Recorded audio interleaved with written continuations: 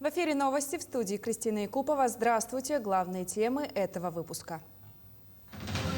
Депутаты Госсобрания Элтумен рассмотрели законопроект об общих принципах организации местного самоуправления и единой системе публичной власти.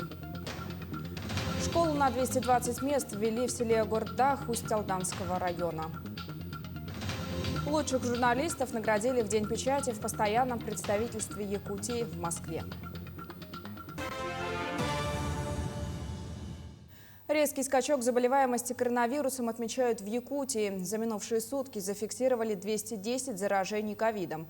Из них в Якутске 150, в Алданском районе 13 заболевших, в Хангаласском 10, в Алекминском 8, в Мегино-Кангаласском 7, в Намском 6. Как отметила на брифинге замруководителя оперштаба Ольга Балабкина, практически все случаи коронавируса зафиксированы среди непривитых граждан. Сегодня подписан указ главы Республики Саха-Якутия, во-первых, о продлении мер повышенной готовности, режима повышенной готовности на территории республики по 1 марта 2022 года. Кроме того, возвращены ряд ограничительных мероприятий относительно предприятий общественного питания, работа которых сокращается на 1 час. И они начинают работать у нас с 6 утра до 12 ночи по графику и с соблюдением санитарно-эпидемиологических требований. Кроме того, с 15 января вход в торговые центры именно города Якутска также будет осуществляться по QR-коду.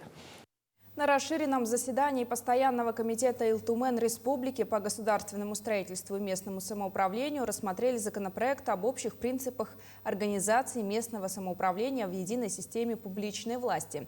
Речь идет о переходе на одноуровневую организацию местного самоуправления. Новый проект закона в основном сохраняет положение действующего ныне федерального закона об общих принципах организации местного самоуправления. Между тем, есть и принципиально новые изменения. К новшествам, к примеру, можно отнести переход к одноуровневой организации власти на местах. Мы выставили взаимодействие между всеми уровнями власти – федеральной, региональной и муниципальной. И что сегодня местное самоуправление – муниципальные образования будут встраиваться в публичную власть, систему публичной власти. Это совершенно правильное решение.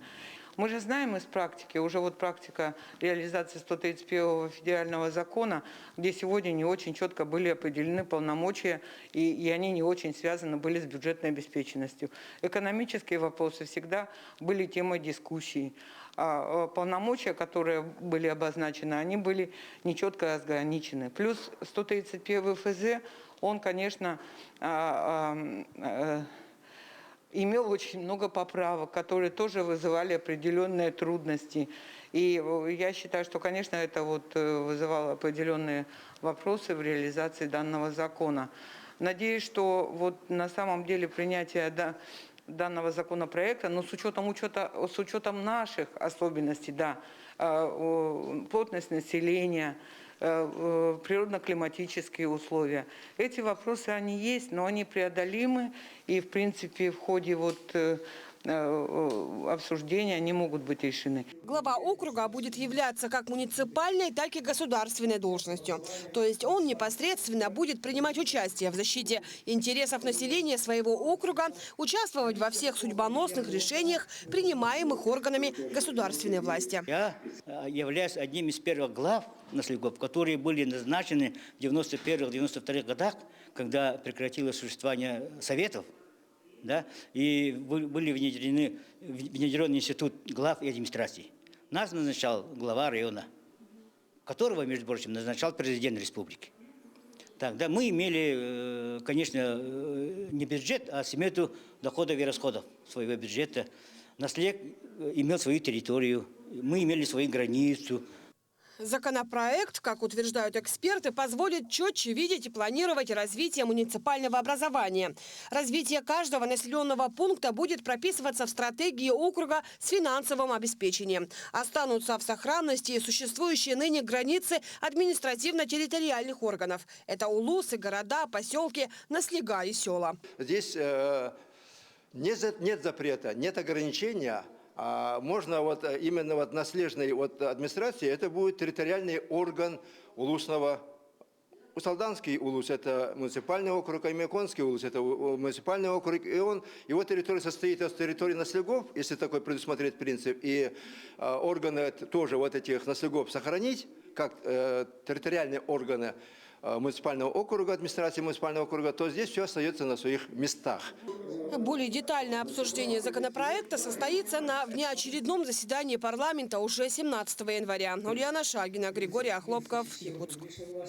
Пожар произошел в здании кафе в центре Алекминска 11 января. На месте происшествия продолжают нести дежурство. Пожар относится к сложным. Наши коллеги с подробностями. 12 января на пульт пожарной части поступил звонок о возгорании в центре города. Незамедлительно на место был отправлен состав. Задействовано на тушение пожара 11 единиц техники и 38 человек личного состава отряда государственной противопожарной службы. Полностью работал личный состав 100% города Алекминска. На подмогу приехала МПЧ-6 село Алекминска и МПЧ-8 поселок Заречный. Тушение велось полным составом. Здание конца 60-х годов постройки неоднократно перестраивалось. Кроме того, само расположение в целом все вместе не оставило шансов. При разборе пожара там выяснилось то, что поверх старого ремонта накладывался новый слой ремонта. И получилась там очень толстая прослойка из различных материалов, что усложняло работу по тушению пожара. Предполагаемых версий несколько. Предварительная причина пожара у нас короткое замыкание электропроводки. Также мы все равно ссылаемся на поджог, тоже может быть, в принципе, тоже вероятно. Ну, для этого мы взяли образцы, получается, электропроводки на электротехническое исследование и также брусок на наличие ЛВЖ-ГЖ, на тоже химию, получается. Будет отправлены документы. Да. Надо отметить, что свою роль сыграли и гидранты. Казалось бы, центр города, но ближайший в 250 метрах. Сделаны выводы и на дальнейшее. Будем включать такие здания, вот напротив стоит военкомат, мы туда его включим. И такие вот именно по особенностям старые строения будем в 2022 году усиленно проводить пожарно-тактические занятия. Елена Фаст, Алекминск. С 1 января Пенсионный фонд России предоставляет россиянам ряд выплат, компенсаций и пособий, которые прежде назначали и выплачивали органы социальной защиты и Роструд. Клиентская служба Пенсионного фонда Амгинского района принимает граждан по всем этим вопросам и информирует жителей района о новых изменениях в системе ПФР. Речь идет о пособиях, выплатах, компенсациях для 5 категорий граждан. Это неработающие граждане, имеющие детей, лица, подвергшиеся воздействию радиации, реабилитированные лица, инвалиды, дети-инвалиды, имеющие транспортные средства по медицинским показаниям, военнослужащие и члены их семей, пенсионное обеспечение которых осуществляет Пенсионный фонд. Со вчерашнего дня уже первые заявления поступают, мы их уже оформляем. Школу на 220 мест ввели в селе Огуртах Усть-Алданского района Якутии. В двухэтажном здании общей площадью 4500 квадратных метров, кроме учебных классов, оборудованы специализированные лабораторные кабинеты, мастерские, мультимедийный кабинет, конференц-зал, спортзал, кабинет хореографии, библиотека, пищеблок с обеденным залом на 78 мест. На территории учреждения также возведены футбольное поле с покрытием, беговые дорожки и спортивная площадка. Кроме того, в школе открыли Центр цифрового и гуманитарного профилей «Точка роста» и кабинет цифровой образовательной среды. Очень красивая и качественная школа, которая полностью оснащена современным оборудованием для занятий по разным предметам. И, несомненно, она внесет неоценимый вклад в социально-экономическое развитие не только Улуса, но и всей республики. Мои дети также здесь учились в Сотинской средней школе, закончили ее. И я даже не ожидала, что такие мечты бывают. И построить такую школу суметь. Для меня просто такое было удивление. Я не могу даже свои восторги передать. Юбилейным знаком «100 лет постпредству Якутии» под номером 2 в День печати награждена ветеран якутского телевидения Наталья Сазонова. В прошлом году московский филиал НВК «Саха» отметил 25-летие со дня открытия.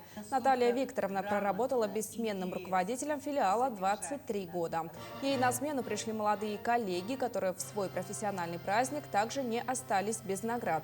На круглый стол, организованный постоянным представительством республики, помимо ветеранов медиаотрасли, были приглашены журналисты, выходцы из Якутии, работающие в федеральных СМИ.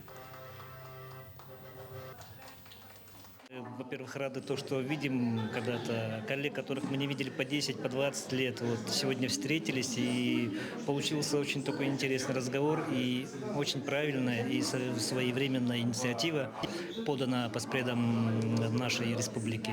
Дальний долгий путь начинается с первого шага. Ну, мне кажется, сегодня шаг этот сделан. Будем как-то думать, мозговать. Мы любим свою Якутию, поэтому что-то придумаем, мне так кажется. В Верхневилюйском улусе состоялась елка главы. Приглашены около 300 учеников, которые отличились и были выбраны лучшими из лучших. Торжественное награждение, вручение подарков и прекрасное новогоднее настроение подарили детям. Отличились ученики Верхневилюйского ДЮСШ по Северному многоборью. Тренер Раиса Григорьева вырастила чемпионов республиканского и российского масштаба. Мои дети – это моя гордость, моя заслуга, и они заслужили вот такое звание, попасть в десятку лучших спортсменов Улуса. А если еще добавить, то Ванесса Морфунова вошла в этом году, в 21-м, то есть в прошлом году, в десятку лучших спортсменов Республики Саха-Якутия, тоже по Северному многоборью. Третий зимний экстремальный марафон состоится 22 января в Аймиконском районе. В этом году он посвящен столетию образования ЯССР и 80-летию воздушной трассы Аляска-Сибирь. Спортсмены пробегут классический марафон 42 километра 195 метров от села Аймикон до села Тамтор за 6 часов и дистанции 21 километр 100 метров, 10 километров и 5 километров. На пути следования обеспечен пункт обогрева и медицинская помощь. По прогнозу сильных морозов не ожидается.